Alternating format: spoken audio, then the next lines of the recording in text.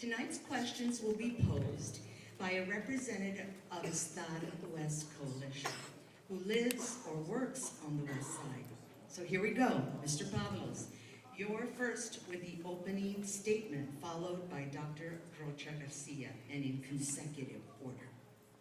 Thank you. Buenas tardes. I'm so happy to be here today. I appreciate the invitation. I'm honored. I came here in 1985, 40 years ago, to the West Side. I came here as a 17-year-old to St. Mary's University. I lived here on the West Side for 8 years. And let me tell you, for me, this is a source of pride. I've worked on projects on the West Side. Right now, I just took a selfie under the veladora. One of my mentors, Jesse Trevino, miss him so much, will remind us of our culture through art.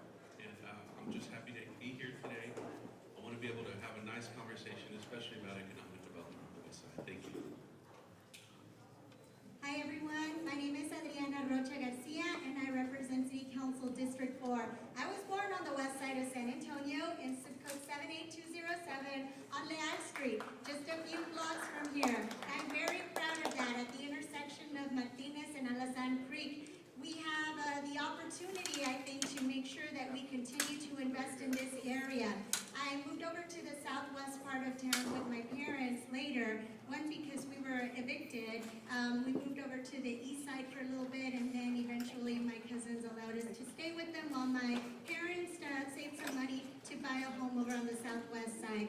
That's where I've been growing up. That's where I grew up. I grew up in zip code 78242, the zip code with the most crime for a while. That was in Indian Creek. But I'm grateful to have the opportunity to serve you today, and looking forward to hopefully La Popular is still open, because my dad would take me to La Popular when I was a little girl, and I know now they have the new one. But thank you all for being here.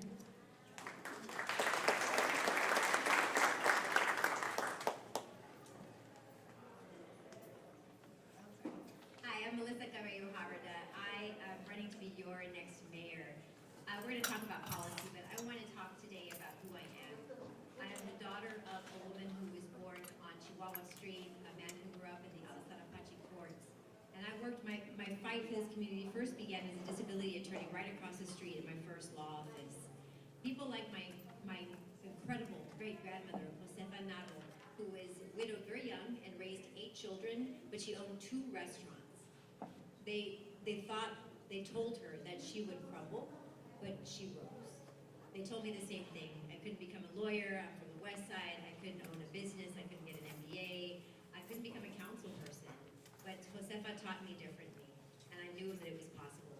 So I'm running to be the next mayor of San Antonio to show all the little girls that what is possible. Thank you.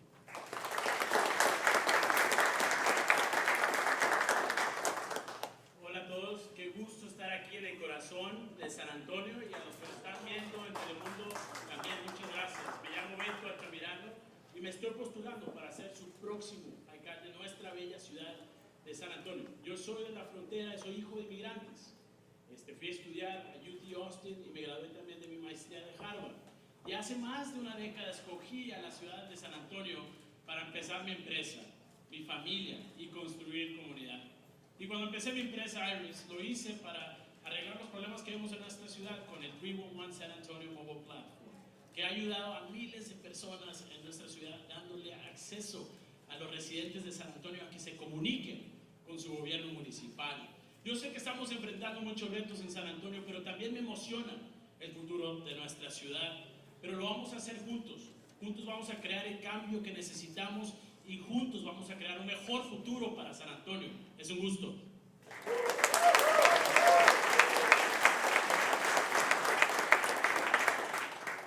Good evening. My name is Gina Ortiz-Jones, and thank you to our hosts. I grew up on the far west side of San Antonio. My family story starts though when my mom came to this very special country. She came here as a domestic helper, and with the investments of our community and our country, I was able to earn a 4-year Air Force ROTC scholarship that took me from John Jay High School to Boston University. I've been honored to serve our country in a number of ways. As an Air Force veteran, Iraq War veteran, I most recently served as the Undersecretary of the Air Force, managing $173 billion budget, leading 600,000 people. I look forward to bringing that service and leadership to my hometown. I've also got on my website the things I want to work on in the first 100 days.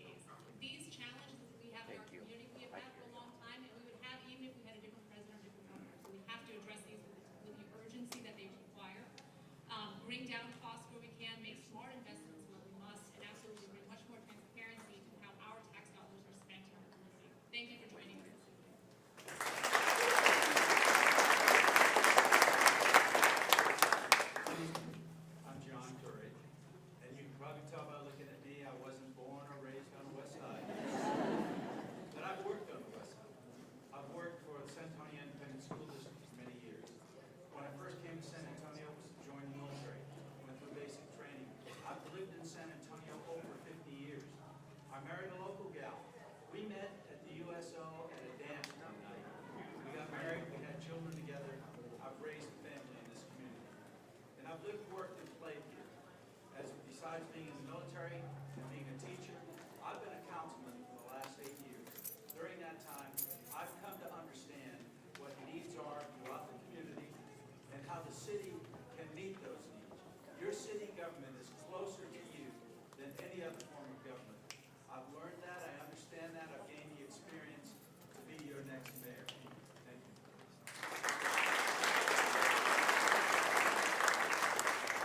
Our first question will be asked by Ryan Cole. He's the president and CEO of Prosper West. Dr. Rocha Garcia you'll answer first. Good evening.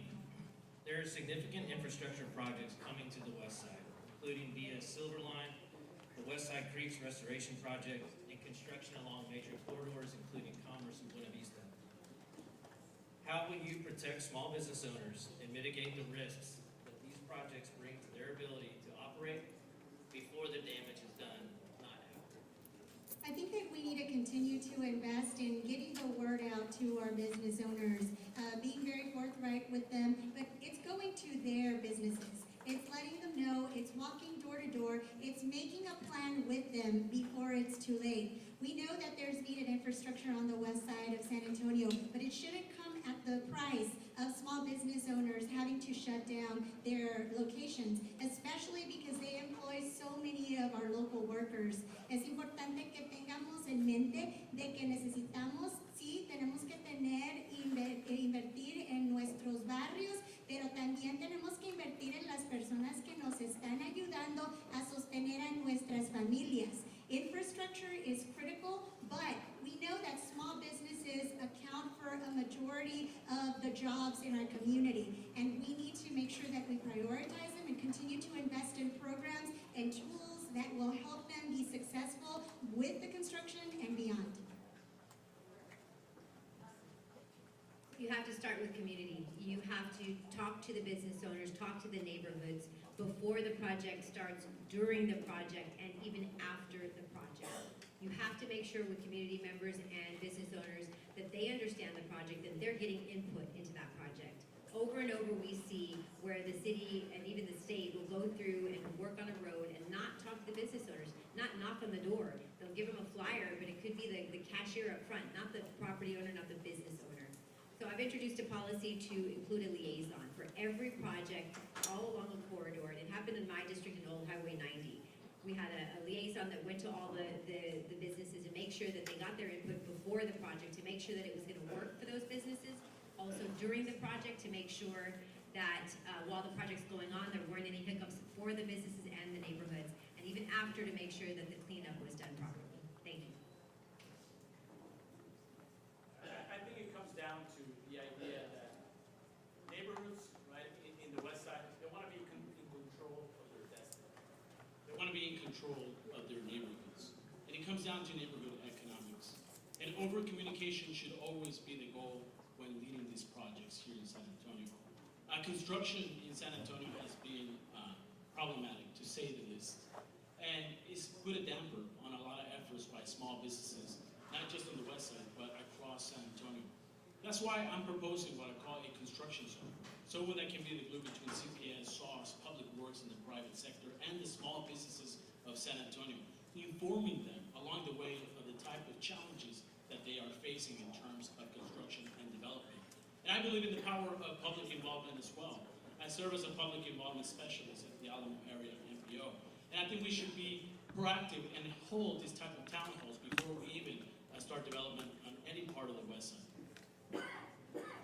I'll remind candidates to speak directly into the microphone. Gina, you might want to move it up. There you go. Thank you. I think so I've had a small business roundtable, and the feedback is pretty consistent in that, we don't need a plan for you to save us. We just need you to finish the construction so that folks can actually get to our businesses and spend their money. So this is not only a pain point for residents, certainly for tourists, but also for those businesses, small businesses that are already struggling in this economy. And so I would want to make sure that we are holding folks accountable where those projects are delayed. I would also want to make sure that we're thinking about the small businesses on the west side in the context of our city's other plans and goals. Central, for example, their goal downtown is to have 75% of those businesses, so storefront businesses, be small businesses. Well, many of those should be from the west side. Similarly, when we're thinking about our large we're the 21st largest manufacturing exporting region in the country. I want to make sure we grow that. I want to make sure we include West Side small businesses in that growth. And certainly we have the opportunity with the Cyber Command that the governor is looking to invest here, and that we are thinking about West Side cyber-related small businesses as part of that. And I would lead to make sure we do.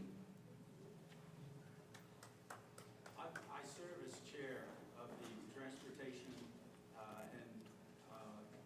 and the body that looks at construction within San Antonio, within downtown. And we had a meeting just this week where we brought in representatives from the building and the construction industry. We sat down and talked about the delays in construction, how they're adversely affecting businesses, what we can do about it.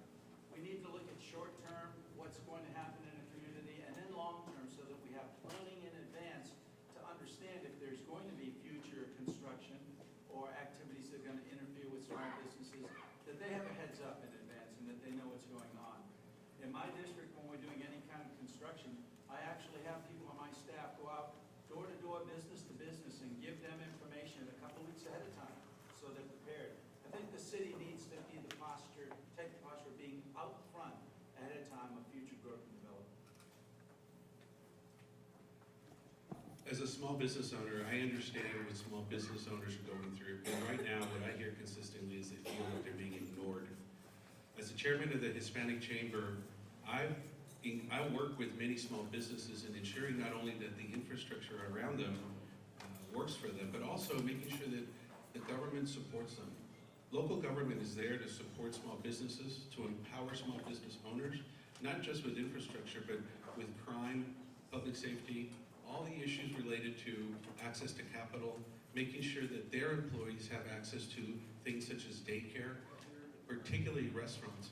I have a restaurant policy right now that includes making sure that we have the mechanism for ensuring that the employees have the childcare that they need. And so listening to them is really key, and that's what I'm hearing that is lacking.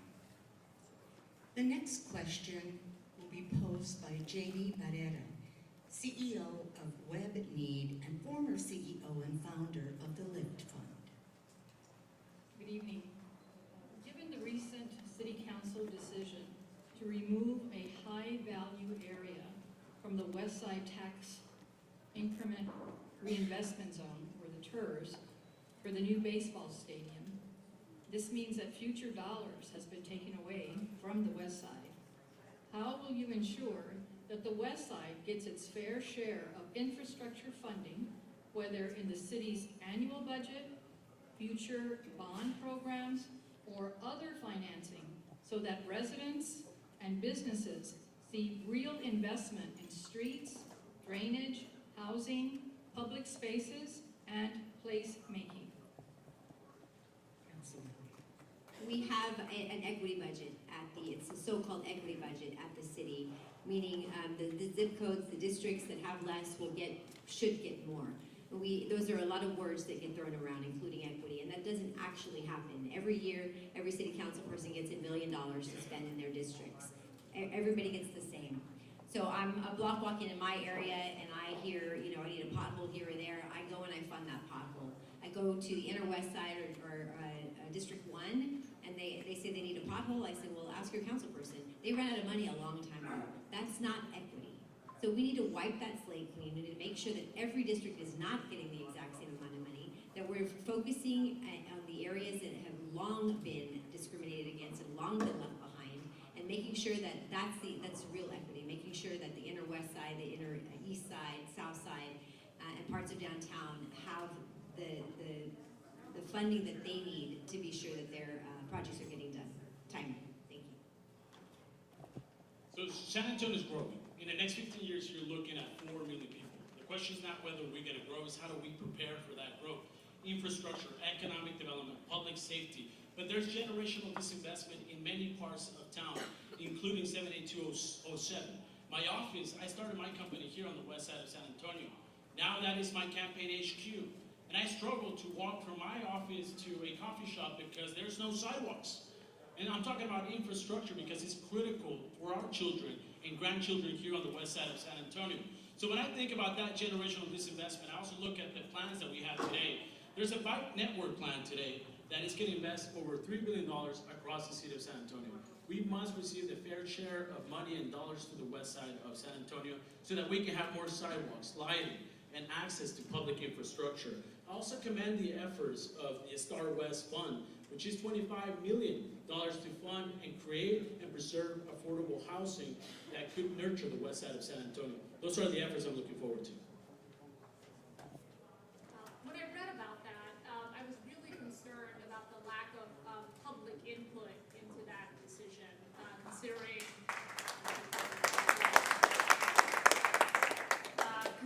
the TERS was already only receiving 90% versus the other TERS that were receiving 100%. So I think it starts not just with kind of what do we want to do in the future, but really recognizing the essence of that challenge, which is unfortunately the community was not providing sufficient input. And I would love to look at the numbers and see if there was even sufficient compensation for the 17 parcels that were transferred over. Certainly we're going to look at the budget and make sure we've got a minimum level of service and infrastructure investments, but at the end of the day, it starts with making sure that we are actually listening to the folks that live in the community and making sure that we're thinking about investments. It's not just certain parts of our town that say, oh, I don't want that to happen here, so it's not going to happen here, like that affordable housing project up north. That's, you know, those folks said that's not the right place for this. Well, they were listened to. I think the west side should be listened to as well. I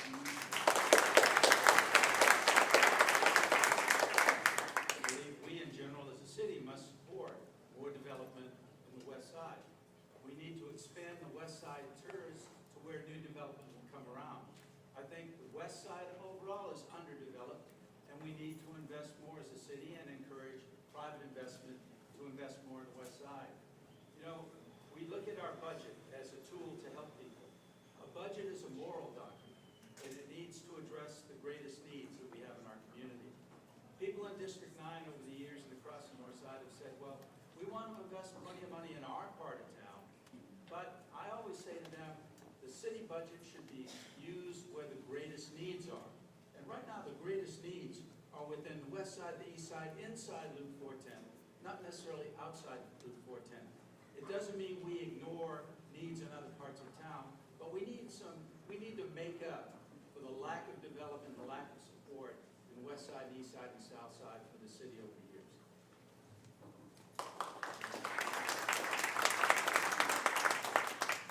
The west side has excellent centers of excellence. We have 3 universities here. We have the ability to attract investment. We just have to come together. And we have to work together as a community.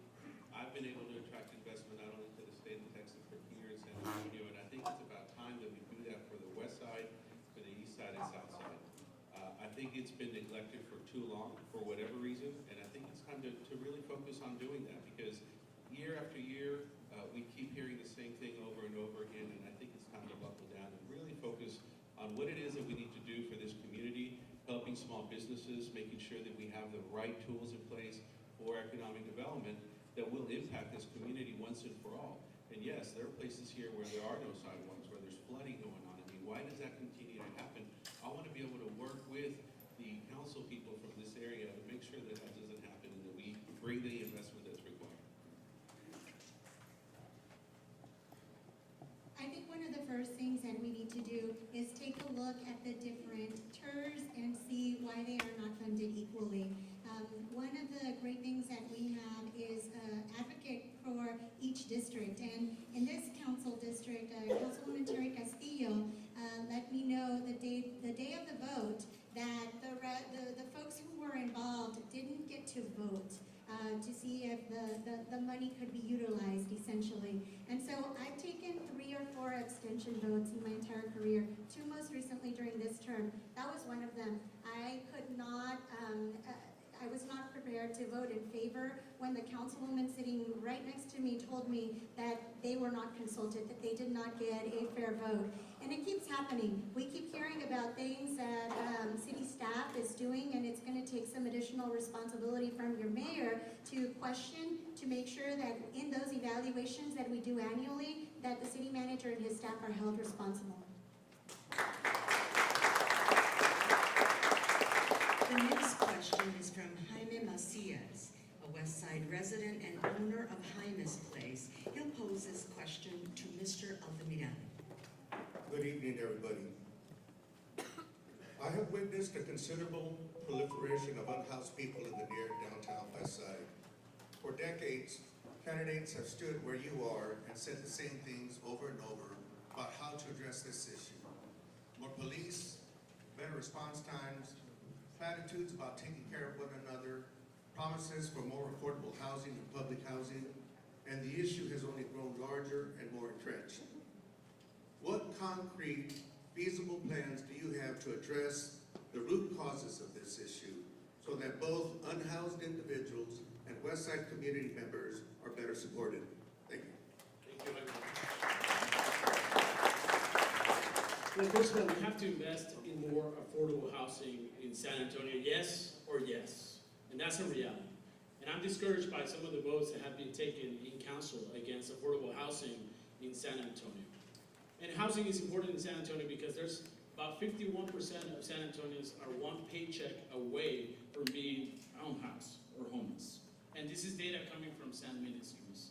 And last summer, I spent about 2 months shadowing Lakeisha Baker at San Ministries. What I also want to see more of is low-barrier housing efforts in San Antonio, where we can get people off the streets, rehab, and get them ready to work with opportunities in the job market. Third, I want to also help our youth in San Antonio. We have disconnected youth, which is people, young people between 16 and 25 that are not working or studying. We need more after-school programs to get them off the street and off trouble. And that's what I want to double down on. Those are 3 examples of how I want to be proactive as mayor.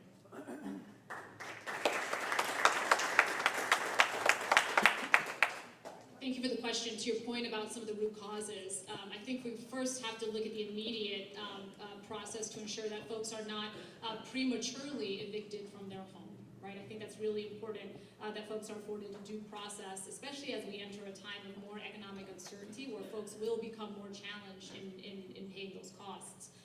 We also want to make sure we're working very closely with the county in areas of mental health, for example, as well as substance abuse, to ensure that we are meeting the need as best we can, again, in light of the uncertainty in our own budgets. I think we need to invest, looking at the upcoming bond, in more permanent supportive housing.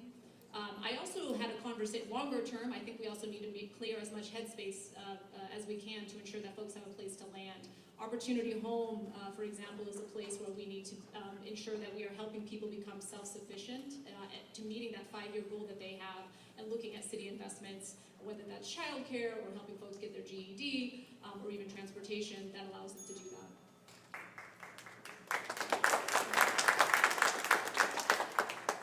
Homelessness is everywhere. But the root cause of homelessness, though, is basically poverty. And that doesn't mean that everybody who's poor becomes homeless. But you also don't see wealthy people or even middle-class people homeless. They have resources to take care of themselves. What we need to do is we need to provide better resources to help people so they don't become homeless. That means we need to have more housing, more affordable housing. That means we need to have more jobs and better paying jobs. That means we need to have better health care so that people stay healthy. You know, we can't afford, or we don't have the resources, for example, to treat people who have mental health issues. We don't have enough beds for people who need to overcome alcoholism. We don't have enough treatment beds for people who are addicted to drugs. Yesterday, I had before City Council announced that we are going to relieve $60 million of debt to people who owe money.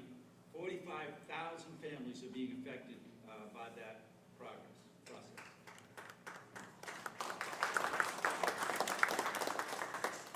In spite of best efforts, year after year, we continue to have systemic poverty in this community. Let me tell you why that is terrible. And that is because poverty is the root condition that drives many of the problems we have today, like homelessness, like crime, like our public health issues, like neighborhood crime. And so what I propose we do is let's start tackling that issue of poverty.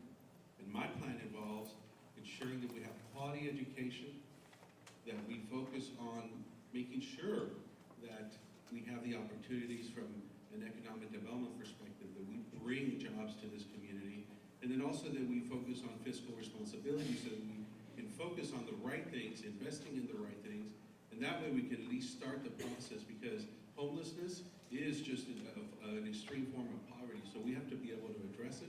We have to be able to work with our NGOs that are already tackling that issue and make sure that they're well funded.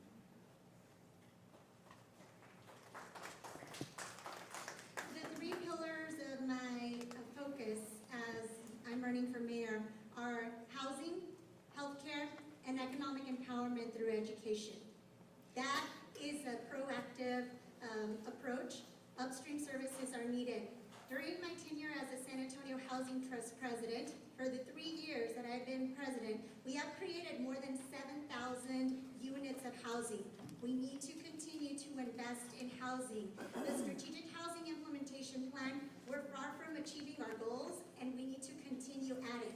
One of the things that I would love to propose is that housing bond. We don't have to wait for the next housing bond. As a matter of fact, a couple of the council colleagues and I have asked our city manager to not wait for 2027. How can we get a housing bond now that helps you all as well as you age in place? But further, the efforts that have been made before us by Pre-K for SA. How do we expand Pre-K for SA is another one of the things that I'd be looking at.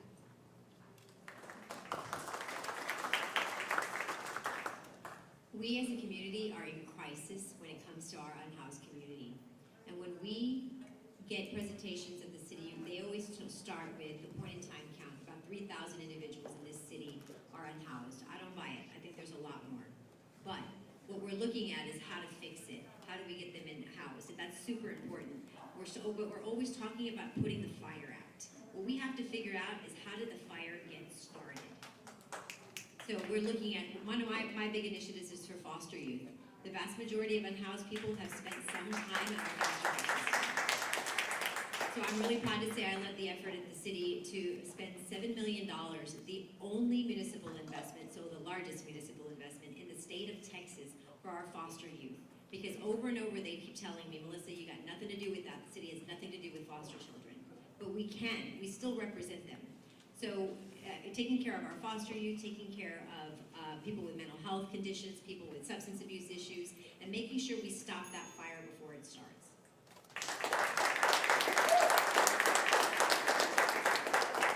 Our fourth question will be asked by Rebecca Carrizales of the West Side Business Compañero.